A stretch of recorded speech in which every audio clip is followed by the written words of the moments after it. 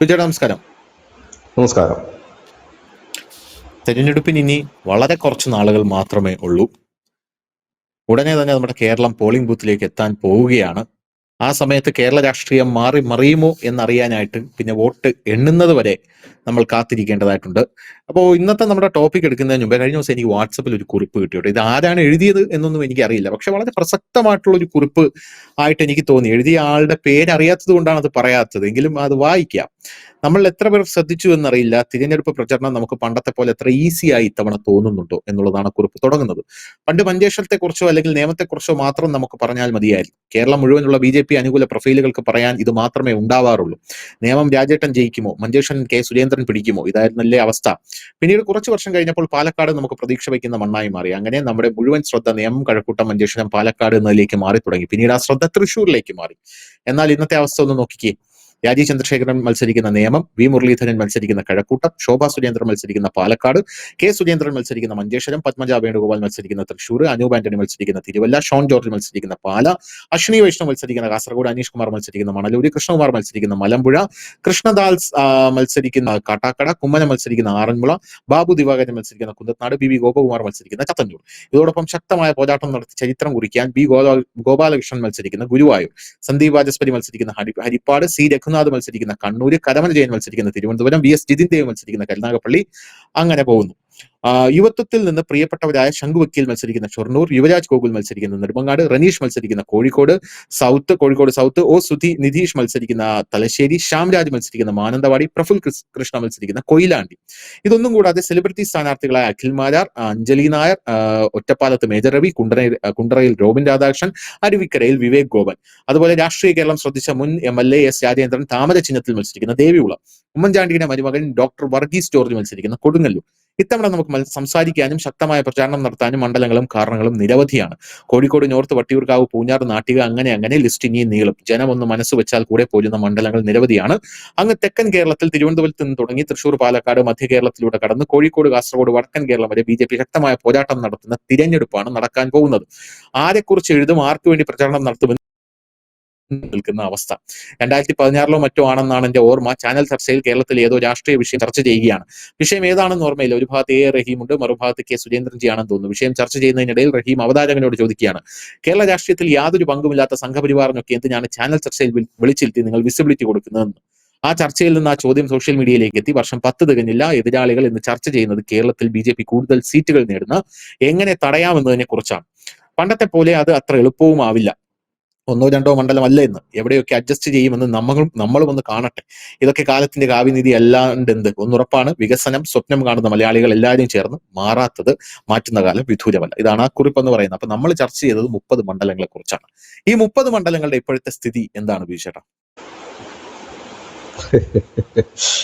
ഞാൻ പോസ്റ്റ് കേട്ടോണ്ടിരിക്കുകയായിരുന്നു. പോസ്റ്റിനകത്ത് പ്രത്യേകിച്ച് എനിക്കൊന്നും തോന്നിയില്ല. കാരണം കേരളം ഒരുപാട് മാറിയിട്ടുണ്ട്. കഴിഞ്ഞ ഒരു 5 വർഷത്തിനിടയിൽ ഒരുപാട് മാറിയിട്ടുണ്ട്. ഇന്ന് നമ്മൾ ചർച്ച ചെയ്യേണ്ടിരിക്കുന്ന ഒരു ടോപ്പിക്ക്, ഇപ്പൊ ഒരുപാട് സർവേകൾ വന്നിരിക്കുന്നു നമ്മുടെ കേരളത്തില്. ഒരുപാട് സർവേകൾ. ഈ സർവേകളെല്ലാം UDF അധികാരത്തിൽ വരുമെന്ന് പറഞ്ഞു, തൊട്ടടുത്ത് തന്നെ LDF വരുമെന്ന് പറഞ്ഞു, NDAക്ക് സീറ്റ് പറയാത്ത സർവേകളുണ്ട്, ഒരു സീറ്റൊക്കെ കിട്ടുമെന്ന് പറഞ്ഞിട്ടുള്ള സർവേകളുണ്ട്, 2 സീറ്റ് കിട്ടുമെന്ന് പറഞ്ഞിട്ടുള്ള സർവേകളുമുണ്ട്. ആദ്യം തന്നെ പ്രിയപ്പെട്ട പ്രേക്ഷകരോട്, ഈ ഇലക്ഷൻ 5 നാൾ ബാക്കി നിൽക്കുമ്പോൾ സർവേയെ കുറിച്ചൊന്നും പറയാതിരിക്കാൻ കഴിയില്ല. ഇവിടെ എല്ലാ ചാനലുകളും സർവേ നടത്തുമ്പോൾ എനിക്ക് നിങ്ങളോട് ചോദിക്കാനുള്ളത്, കഴിഞ്ഞ ഒരു 10-15 ദിവസമായിട്ട് ഞങ്ങളുടെ ഈ പ്ലാറ്റ്ഫോമിൽ കേരള ഇലക്ഷൻ ഒരു ടോപ്പിക്കായി എടുത്തുകൊണ്ട് എല്ലാ ദിവസവും ഒരു അനാലിസിസ് നടത്താറുണ്ട്. ഏകദേശം അത് 10-12 ലക്ഷം പേര് ഇതുവരെ അത് കണ്ടു കഴിഞ്ഞിട്ടുണ്ട്. ഓരോ ദിവസവും നടത്തുന്ന ഞങ്ങളുടെ ഈ അനാലിസിസ് 1 ലക്ഷം പേര് കണ്ട അനാലിസിസ് ഉണ്ട്. 50,000-ന് മുകളിൽ എല്ലാ അനാലിസിസും അത്ര തന്നെ പോയിട്ടുണ്ട്. അങ്ങനെ പോകുമ്പോൾ ഏതാണ്ട് 10-12 ലക്ഷം പേര് മിനിമം കണ്ടിട്ടുണ്ട്. 10 ലക്ഷം പേര് മിനിമം കണ്ടിട്ടുണ്ട്. ഈ 10 ലക്ഷം പേരോട് ഞങ്ങൾ ചോദിക്കുന്ന ഒറ്റ ചോദ്യമേ ഉള്ളൂ, നിങ്ങളുടെ മുമ്പിൽ ഏതെങ്കിലും സർവേക്കാർ എത്തിയിരുന്നു? നിങ്ങളുടെ വീട്ടിലെ വോട്ട് ആർക്കാണെന്ന് തിരക്കിയിരുന്നു? ഒരു കുടുംബത്തിൽ 4 വോട്ട് മിനിമം ഉണ്ട്. അപ്പൊ ഒരാൾക്ക് ചോദിച്ചു കഴിഞ്ഞാൽ കുറഞ്ഞ പക്ഷെ ആ 4 പേരുടെ മനസ്സറിയാം. ഈ 10 ലക്ഷം പേര്, ഈ വാർത്ത കണ്ട 10 ലക്ഷം പേരുണ്ടാവും. പോട്ടെ 5 ലക്ഷം പേരെ കൂട്ടിക്കൂ. ഈ 5 ലക്ഷം പേരുടെ അടുത്ത് ഏതെങ്കിലും ഒരു സർവേക്കാരൻ വന്നിരുന്നു? നിങ്ങൾ ആർക്ക് വോട്ട് ചെയ്യുമെന്ന് അവർ ചോദിച്ചിരുന്നു? ഇല്ല.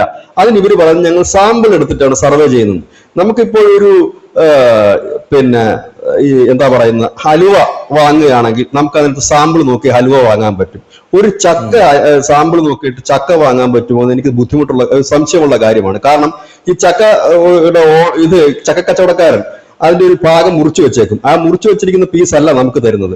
ഇത് അതിന്റെ ഒരു പീസ് എടുത്ത് നമുക്ക് തരും. ചക്ക എന്ന് പറയുന്ന ഒരു സാധനം അറിയാലോ, വലിയൊരു സാധനമാണ്. എന്നിട്ട് നമുക്ക് എടുത്ത് തന്നിട്ട് പറയും. അപ്പൊ നമ്മളത് കഴിക്കുമ്പോൾ നല്ല മധുരമുള്ളതായിരിക്കും. നമ്മളിപ്പോ ചക്കയുടെ വില കൊടുത്ത് വേറൊരു പുതിയ അവിടെ ഷോ ചെയ്ത് വെച്ചിരിക്കുന്ന ഒരു ചക്ക വാങ്ങിക്കൊണ്ടുപോകും. ഇത് ചിലപ്പോ നമ്മൾ തുറന്നു നോക്കുമ്പോൾ ഇതിനകത്ത് ചക്ക ചുള തന്നെ ചിലപ്പോൾ കാണില്ല, വളരെ കുറവ് ചുളയെ കാണത്തുള്ളൂ. ഈ പറയുന്ന മധുരവും കാണത്തില്ല, ഒന്നും കാണത്തില്ല. ഇത് നമ്മൾ ഓപ്പൺ ചെയ്തും പോയിട്ട് ഇത് നമുക്ക് തിരിച്ചു കൊടുക്കാനും കഴിയില്ല. അത് കണക്ക് തന്നെ ഒരു സാധനമാണ് ഇത്. ഈ സാമ്പിൾ എടുക്കുക എന്ന് പറയുന്നത് ഏത് രീതിയിലാണ് സാമ്പിൾ എടുക്കുന്നത്? സാമ്പിൾ എടുക്കണമെങ്കിൽ ഒരു പരിശോധന വേണം. എവിടെങ്കിലും പോയി 10 പേരോട് തങ്ങൾക്ക് ഇഷ്ടമുള്ള 10 പേരോടോ, അല്ലെങ്കിൽ തങ്ങൾ പൈസ മേടിച്ച 10 പേർക്ക് വേണ്ടിയിട്ടോ, ഇല്ലെങ്കിൽ മറ്റാർക്കെങ്കിലും വേണ്ടിയിട്ടോ ചെയ്യുന്ന പെയ്ഡ് സർവേ ആണ്. ഇന്ന് വി ഡി സതീശനും അത് തന്നെയാണ് പറഞ്ഞത്. പൈസ വാങ്ങിക്കൊണ്ട് ചെയ്യുന്ന പെയ്ഡ് സർവേകളാണ്. ഇതെല്ലാ മാധ്യമങ്ങളും ചെയ്യുന്നതാണ്. മുഖ്യധാരാ മാധ്യമങ്ങൾ മാത്രമല്ല, യൂട്യൂബേഴ്സും ചെയ്യുന്നുണ്ട്.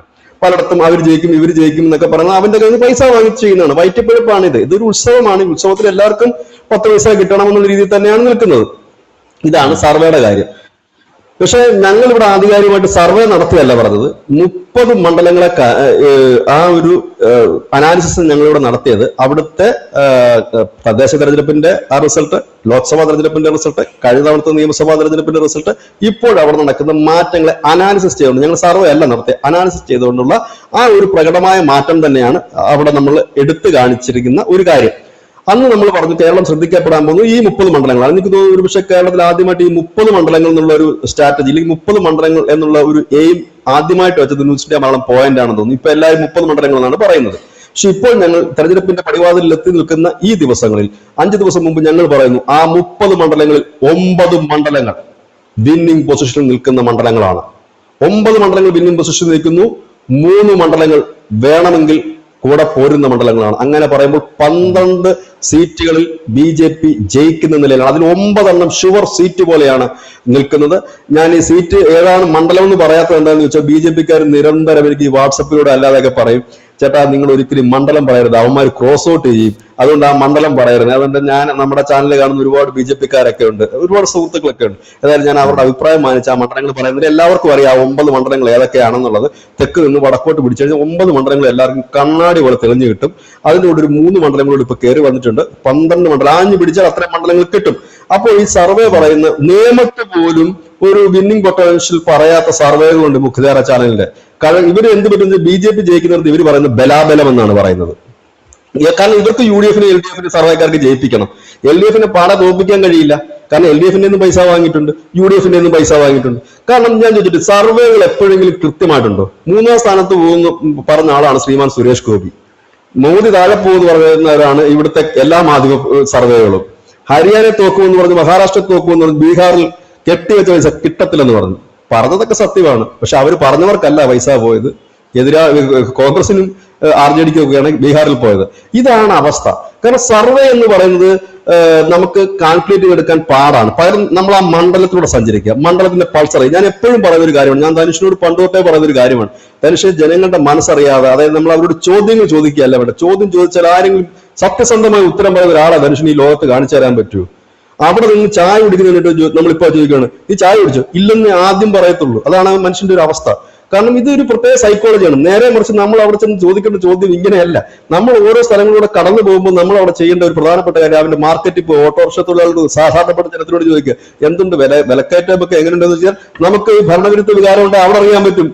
സാധനങ്ങൾക്ക് ഇപ്പൊ എങ്ങനെയുണ്ട് വരാന്ന് ചോദിച്ചു കഴിഞ്ഞാൽ അവൻ അവിടെ നിന്നുകൊണ്ട് മുഖ്യമന്ത്രി മറ്റു മന്ത്രിമാരെ ഇവിടുത്തെ ഭരണകൂടത്തിൽ ചീത്ത വിളിക്കുമ്പോൾ നമുക്കറിയാം ഭരണവിരുദ്ധ വികാരം ഉണ്ടെന്ന് നമുക്ക് അതിൽ നിന്ന് തന്നെ മനസ്സിലാക്കാൻ കഴിയും. അല്ലാതെ ഏതെങ്കിലും ഒരുത്തിനോട് പോയിട്ട് നിങ്ങൾ ആർക്കാ വോട്ട് ചെയ്യുന്ന ചോദിച്ചാൽ ആരെങ്കിലും പറയുമോ? പാർട്ടിക്കാർ പറയും. ഈ പാർട്ടിക്കാർ മുഴുവൻ പറയുന്നതാണ് ഇവർ കാണിക്കുന്നത്. ഞങ്ങൾ കോൺഗ്രസിനാണ് വോട്ട് ചെയ്യുന്നത്, ഞങ്ങൾ BJPക്കാണ് വോട്ട് ചെയ്യുന്നത്. അങ്ങനെ പറയുന്നത് പാർട്ടി കേഡർമാർ മാത്രം. പാർട്ടി കേഡർമാരല്ല ഇലക്ഷൻ വോട്ട് ചെയ്ത് ജയിപ്പിക്കുന്ന ഒരു സ്ഥാനാർത്ഥിയെ. അങ്ങനെയാണെങ്കിൽ ഞങ്ങളുടെ നാട്ടിലേക്ക് അമ്പലപ്പുഴയിൽ വന്നു കഴിഞ്ഞാൽ കഴിഞ്ഞ തവണ ശോഭാ സുരേന്ദ്രൻ കിട്ടി 28,000 വോട്ടാ.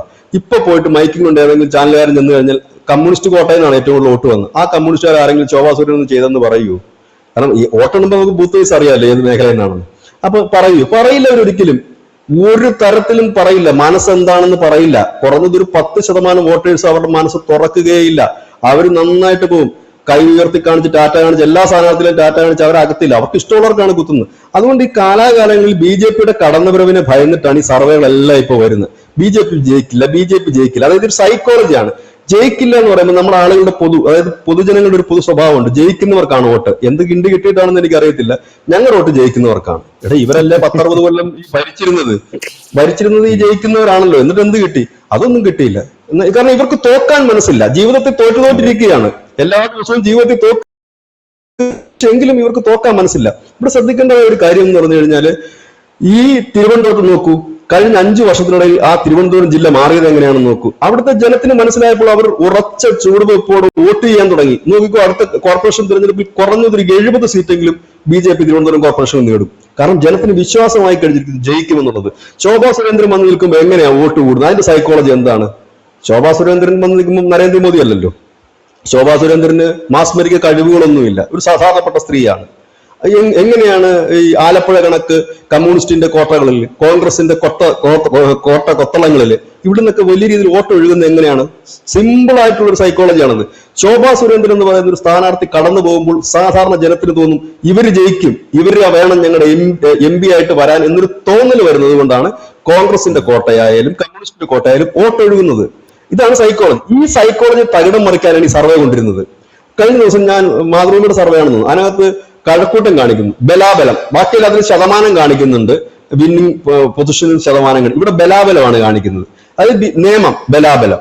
ഇവിടെ BJP ജയിക്കുന്നത് മഞ്ചേശ്വരം ബലാബലം, ബാക്കിയുള്ളിടത്തൊന്നും അതില്ല. എല്ലായിടത്തും അതായത് ഇവർ ചെയ്യുന്ന പണി, പിന്നെ UDF-ന് 2-3 സീറ്റ് മുകളിലോട്ട് കയറ്റി വെക്കും, LDF-ന് കുറച്ച് സീറ്റ് കയറ്റി വെക്കും, BJP-ക്ക് എങ്ങും സീറ്റ് ഇല്ല എന്നാണ് പറയുന്നത്.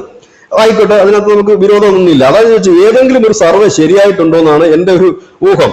ഇത്രയും സർവേ നടത്തുന്നവർക്ക് എന്തെങ്കിലും കപ്പാസിറ്റി ഉണ്ടെങ്കിൽ അവരുടെ ചാനലിന്റെ വ്യൂവേഴ്സ് കൂട്ടാൻ കഴിയുമല്ലോ, അല്ലെ? ജനങ്ങൾക്ക് താല്പര്യമുള്ള വാർത്ത കൊടുത്താൽ വ്യൂവേഴ്സ് കൂടുമല്ലോ, അല്ലെ? ചില സമയങ്ങളിലൊക്കെ നമ്മുടെ ചാനലിനേക്കാളും താഴെയാണ് ധനുഷ ഇവിടുത്തെ കേരളത്തിലെ മുഖ്യധാര ഈ TV ചാനലുകളുടെ വ്യൂവേഴ്സ്. നമ്മുടെ ഒരു ലൈവ് ജസ്റ്റ് സ്റ്റാർട്ട് ചെയ്തതിന് 1 ലക്ഷം 1.5 ലക്ഷം പേര് കാണുമ്പോൾ 4000 ലൈവിന്റെ ആൾക്കാരെ കൊണ്ടിരിക്കുന്ന എത്രയോ ചാനൽ കേരളത്തിലുണ്ട്.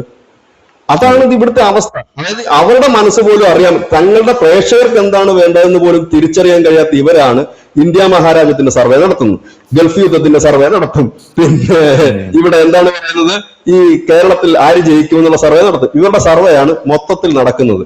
ഇവരുടെ സർവേയിലെങ്ങാനും തിരുവനന്തപുരം കോർപ്പറേഷൻ BJP പിടിക്കുമെന്ന് എപ്പോഴെങ്കിലും ഒരു സർവേയിൽ പറഞ്ഞിരുന്നോ? എങ്ങും പറഞ്ഞിരുന്നില്ല. LDF തോത്തുവായതാണ് പറഞ്ഞിരുന്നത്, അല്ലെ? BJP ജയിക്കുമെന്ന് പറഞ്ഞിരുന്നു.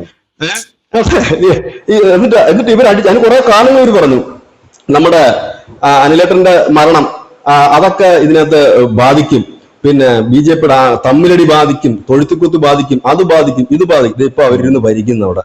ഇതുകൊണ്ടൊക്കെയായിരുന്നു ഇവര് പറഞ്ഞത് ഹരിയാന BJP തീർന്നു, തകർന്നു, ജാട്ടുകള്, ഗുസ്തിക്കാര്, ഇവരെല്ലാം വന്നെന്ന് പറഞ്ഞു. എന്നിട്ട് ഇവിടെ എന്തോ അലർച്ചയാണ് റിസൾട്ട് വന്ന സമയത്ത്, ഇവിടെ എന്തോ അഭ്യാസമായി. അതായത് ജനങ്ങളെ വെറും പൊട്ടന്മാരാക്കരുത്. അവരുടെ മനസ്സിന്റെ ഒരു ശക്തിയുണ്ട്, ആ വിൽ പവറിനെ നിങ്ങൾ ചോദ്യം ചെയ്യരുത്. ആ ചോദ്യം ചെയ്യപ്പെടുന്ന കാലമൊക്കെ പോയിരിക്കുന്നു. ഇവിടെ ഞങ്ങൾ ഉറപ്പിച്ച് ചങ്കുറപ്പോടെ തന്നെയാണ്, 100% ചങ്കുറപ്പോടെ തന്നെയാണ് ഞങ്ങൾ പറയുന്നത്. ഈ 30 മണ്ഡലങ്ങളിൽ 9 മണ്ഡലങ്ങൾ ഹൈ പൊട്ടൻഷ്യലാണ്, ജയിച്ച് കയറാവുന്ന നിലയിലാണ്. 3 മണ്ഡലങ്ങളിലൂടെ ഒന്നുകൂടെ ആഞ്ഞു വർക്ക്. ഈ 3 മണ്ഡലങ്ങളും വിന്നിംഗ് പൊസിഷനുള്ള മണ്ഡലങ്ങളാണ്. ആ 30-ൽ 12 സീറ്റ് BJP-ക്ക് ഷുവർ ആക്കാവുന്ന മണ്ഡലങ്ങളാണ്. പക്ഷെ അതിനകത്ത് ഞങ്ങളിത് പറയുമ്പോഴും ഒരു കാര്യമുണ്ട്, ഈ അവസാന സമയങ്ങൾ എന്ന് പറഞ്ഞു കഴിഞ്ഞാൽ അലസത വിചാരിക്കേണ്ട ഒരു സമയമല്ലത്. വളരെ ആത്മാർത്ഥതയോടുകൂടി രാപകൽ ഇറങ്ങി പ്രവർത്തിക്കേണ്ട സമയമാണ് ഈ 5 ദിവസം. 5 ദിവസവും കിട്ടത്തില്ല. ഇനി 48 മണിക്കൂറിന് മുമ്പ് നിശബ്ദ പ്രചരണത്തിലേക്ക് പോകും. ആ സമയങ്ങളിലൊക്കെ വലിയ രീതിയിൽ പ്രവർത്തിച്ചു കഴിഞ്ഞാൽ ജയിക്കാൻ കഴിയും. ഇത് നമ്മൾ പറയുന്നതെന്ന് പറഞ്ഞു കഴിഞ്ഞാൽ അതിന് അവിടുത്തെ പ്രവർത്തകർ കൂടി ഉഷാറായിട്ട് രംഗത്തിറങ്ങിയാൽ മാത്രമല്ല. ഇതിപ്പോൾ തിരുവനന്തപുരം ജില്ലയിലേക്ക് നോക്കിക്കഴിഞ്ഞാൽ തിരുവനന്തപുരത്ത് BJP മാത്രമേ ഉള്ളൂ. അത് വലിയ തരംഗം തന്നെയാണ്. അതിനവരെ സഹായിച്ചൊരു പ്രധാന ഘടകം കോർപ്പറേഷൻ ഭരണം കിട്ടി, അവർ അത്യാവശ്യം നല്ല രീതിയിൽ ഭരിക്കുന്നു. മുമ്പൊരു നിയമം മാത്രം നോക്കിക്കൊണ്ടിരുന്ന തിരുവനന്തപുരത്ത് നിന്ന് നിയമമാണോ? നിയമം, കഴക്കൂട്ടം, തിരുവനന്തപുരം സെൻട്രൽ, വട്ടിയൂർക്കാവ്, കാട്ടാക്കട ഒന്നും വേണ്ട. BJP-ക്ക് വലിയ ഹോൾഡില്ലാത്ത നെടുമങ്ങാട്, ആറ്റിങ്ങല് ഇങ്ങനെ നിരന്നു കിടക്കുകയാണ് തിരുവനന്തപുരം ജില്ല. അക്ഷരാർത്ഥത്തിൽ കിടക്കുന്നു. എല്ലായിടത്തും BJP-ക്ക് ഒരു ഹൈ പൊട്ടൻഷ്യൽ എന്നുള്ള രീതിയിലേക്ക് മാറി മറിഞ്ഞിരിക്കുന്നു. കാരണം വലിയ രീതിയിലാണ്. നമുക്കറിയാം തിരുവനന്തപുരത്ത് ഒരു കോൺഗ്രസ് സ്ഥാനാർത്ഥി, ഞാൻ പേര് പറയുന്നില്ല, അദ്ദേഹത്തിന് പ്രവർത്തിക്കാൻ പോകാൻ വാടകയ്ക്ക് ആളെ വിളിച്ചുകൊണ്ട് പരസ്യം ചെയ്യേണ്ടി വന്നില്ലേ? ബയ്യമാരാണെങ്കിലും കുഴപ്പമില്ല, വാന്ന് പറഞ്ഞ് വിളിക്കേണ്ടി വന്നില്ലേ? മണലൂർ ഒരു സ്ഥാനാർത്ഥി, കോൺഗ്രസിന്റെ സ്ഥാനാർത്ഥിയാണ്, അദ്ദേഹം പിന്നെ തന്റെ കൂടെ വരാൻ കൊട വാഗ്ദാനം ചെയ്തെന്നാണ് പറയുന്നത്. എന്റെ കൂടെ വരുന്നവർക്ക് കൊട കൊടുക്കുമെന്ന്. ഇതേ അവസ്ഥയാണ്. ഇതൊക്കെ ആയിരുന്നു ആ പാർട്ടിയുടെ മുമ്പത്തെ അവസ്ഥ. നിങ്ങൾ നോക്കൂ, BJP-യുടെ റോഡ് ഷോ മാത്രം നോക്കണ്ട, അവരുടെ ഈ പ്രവർത്തനം നോക്കൂ, വീട് വീടാന്തരം കയറുന്ന പ്രവർത്തനം. അവരുടെ എ ക്ലാസ് മണ്ഡലങ്ങളിൽ എങ്ങനെയാണ് കൃത്യമായിട്ട് തന്നെ. പണ്ട് ഞാനിത് കണ്ടിരിക്കുന്നത് CPM കേഡർമാർ ഇങ്ങനെയായിരുന്നു. എല്ലാ വീടുകളിലും കയറി ഒരു 4-5 പേരടങ്ങുന്ന ഒരു ഗ്യാങ് കയറുന്നത്. അതുപോലെയാണ് അവർ കയറുന്നത്. വലിയ മുന്നേറ്റം തന്നെയാണ് ഉണ്ടാക്കിയിരിക്കുന്നത്. എന്തായാലും ഈ തെരഞ്ഞെടുപ്പ് BJP എഴുത്തള്ളാൻ കഴിയില്ല, ഒരു സീറ്റിൽ ഒതുങ്ങുകയുമില്ല എന്നുള്ള കാര്യത്തിൽ തറപ്പിച്ച് ഞങ്ങൾക്ക് പറയാൻ കഴിയും.